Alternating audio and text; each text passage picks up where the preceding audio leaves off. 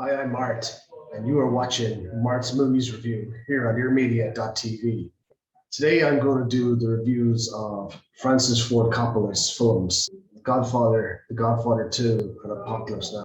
So starting with The Godfather was made in 1972, it was released in 1972, starring Marlon Brando as Don Corleone and the Corleone family. We had James Caan, and playing Sonny, you have Al Pacino, Michael Corleone, and then Fredo, played by the actor John Cazale. Now, John Cazale is kind of usually underappreciated in the Godfather movies. He would end up he was in The Deer Hunter as well, and in Dog Day Afternoon with Al Pacino. And it was a movie that was based on Mario Puzo's book of the family, the Corleone family, and they were making Italian dramas in the 1960s. Yet they were not making much money, so you had actors like Kirk Douglas in kind of this type of dramas, and they weren't making much money, so they wanted a kind of a real Italian to do this Italian drama story about a family. So they needed, as Robert Evans, the Paramount producer, he wanted to smell the spaghetti. So, so they got Francis Ford Coppola, a young writer-director who'd been working with Roger Corman in the early 1960s and made his kind of first movie here in Ireland, Dementia 13. And he was working on science fiction films, working with Jack Nicholson. He was also working in the kind of B pictures with Roger Corman. And Coppola had made one or two kind of smaller movies, and they kind of got some traction. And then he made a movie. He got into one of the studios making a film with Fred Astaire, and he made kind of an independent film as well, On the Road, with James Caan and Robert Duvall. And then he got into a situation where he wanted to make the Godfather, and he wasn't really interested in making a kind of a family drama like that. So he went and he sat down with the producer Robert Evans and the boss of Paramount, and Marlon Brando was out. They didn't want him as the leader of the head of the family. And some of the actors, the stories are kind of well known now. Al Pacino was going to be getting fired if he wasn't kind of up at the tempo, and it kind of reminds me of a story of Robert Evans and Polanski on Rosemary's Baby. Evans was kind of a colorful character. You ring up Polanski to tell him to hurry up the movie, or we're both gonna get kicked back to Poland. So anyway, the film. There's great stories about the making of the film, even more than the film itself. But essentially, the film is about family and the patriarch and his sons, and succession, and how succession is not always what it seems. It's kind of biblical like that. It's not always the obvious chosen person who will succeed. And you have all what you have in family life anyway. You have deaths and births and weddings, baptisms. You've got it all happening. But it also shows you it's the side of Italian American culture, Italian American society. The criticism of the film would be that two of the actors are not Italian. Duvall, kind of right hand man to Marlon Brando's character, or Brando himself. The rest of the actors, there's even a scene in the film, even though James Caan is not Italian, there's scenes in seeing some of the people who are commentating on the film. There's a scene where James Caan finds out something about his sister, and he puts his fist in his mouth like that. His fist in his mouth, and they say that's a real Italian American thing to have done. It's a kind of an anger, kind of suppressing anger in a way. So that was very true to life and very representative. A lot of these actors are method actors anyway. They want to perform and be truthful in their work when they're playing characters. I mean, even the scene, there's some amazing scenes in the film, like, you know what I mean? But even the scene which I consider a kind of father-son scene, where Brando is with James Caan at a meeting, and James Caan starts speaking, and he tells him never do that again. Don't interrupt me at the meeting, family, about the family at the meeting. And there's also scenes that, of course, the opening scene is famous, and but the man at the wedding coming to ask him for help, you know. But Godfather 2 is unbelievable. I mean, you show Robert De Niro as the young Don Corleone. It shows him as a young Don, uh, and how he grew up in kind of New York at the turn of the century, and he kind of just was kind of living a kind of poor existence, and showed how the community worked in his area, about how he could have a job and then he could lose a job because the local tough guy wanted his nephew to get a job. And then there was kind of different stories about how people were working and making money.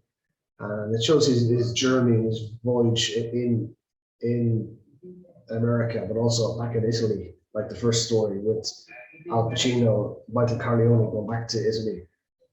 And it's kind of just a great study of how life went in America for people at the turn of the century, before that, how they made their way in America, and how they made their way in politics, and how they in society, and how the culture surrounded them, how the new technologies and the cars, etc., and clothing and fashion and food culture, entered their life as well throughout the film. And to see Godfather 2, I mean, Al Pacino is praised a lot, but Robert De Niro's character is brilliant because he speaks in Italian as well throughout the film. And it's just, it's very well realized as well. I mean, I like when people go on locations in films as well, and they take you to a newer place, newer ground, show you some images which you haven't seen before. The Godfather movies, people go on about the last movie, The Godfather 3. I think Godfather 3 is pretty good. And it's, Sophie Coppola is good in this. She's all right. I mean, people go on about her, so what? The steps. I mean, if you watch the whole movie with her, she's fine in the movie, and she's gone on to be a great director like her father. I mean, like, there's a lot of movies, Marie Antoinette. I mean, you got the Virgin Suicides. You have Lost in Translation. I mean, she's made some interesting films over the last few years as well. So I think the family has been, you have more of their family in the business as well. There's a new movie with Francis Ford Coppola's nephew, Nicolas Cage, a movie called Pig. That's supposed to be a great movie coming on now. So that's one to recommend, if you want to go to the cinema and see that. So after that, then, I mean, the rest of the 1970s, it seemed that Francis Ford Coppola was making Apocalypse Now. He made it in the Philippines, and he was using the Philippines aircraft, their helicopters. I mean, that famous scene with Jim Morrison's song, The End, playing, Wagner's song playing as well. Through the aircraft fights, helicopter gun shootouts. Apocalypse Now is kind of it's kind of people say, is it a war movie or is it an anti-war movie? It's probably both. It's probably just a documentary of the war. Even like Francis Ford Coppola plays a scene where he's a documentary filmmaker, just getting reactions to the war from soldiers while he's filming it. So there's kind of satire and surrealism going on about the movie as well. About Martin Sheen's journey up the river to try and to kill Marlon Brando's Colonel Kurtz, who's gone kind of AWOL and gone kind of native.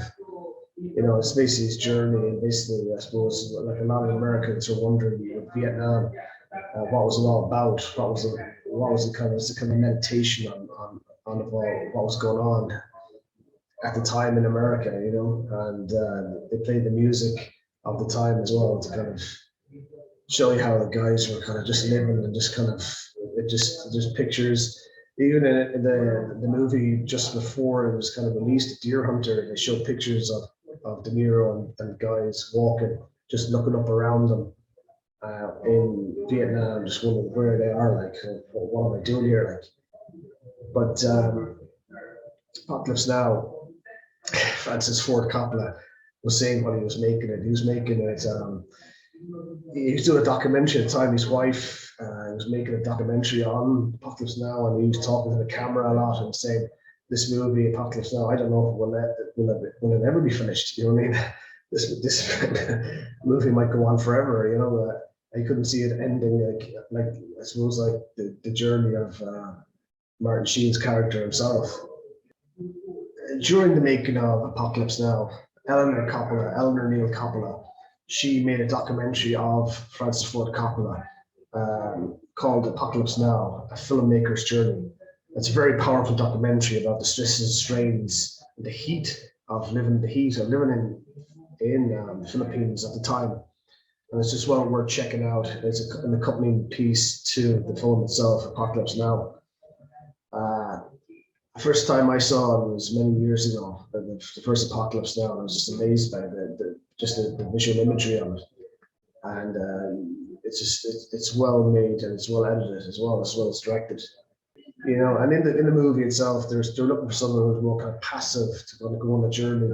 Like Harvey Keitel was cast in Martin Sheen's role of the soldier with the kind of the mission to kill Kurtz, to cancel them out. But yeah, I mean, it just works probably better with Martin Sheen. Martin Sheen was great in earlier movies with Terrence Malick. It was a very, very it's a great movie to watch because it's more like a documentary than a movie, and you're just kind of sitting back watching it all. So there are my reviews for this week of Francis Ford Coppola. Thanks for tuning in to watch this video on nearmedia.tv, and I'll have a review of another director next week, so stay tuned.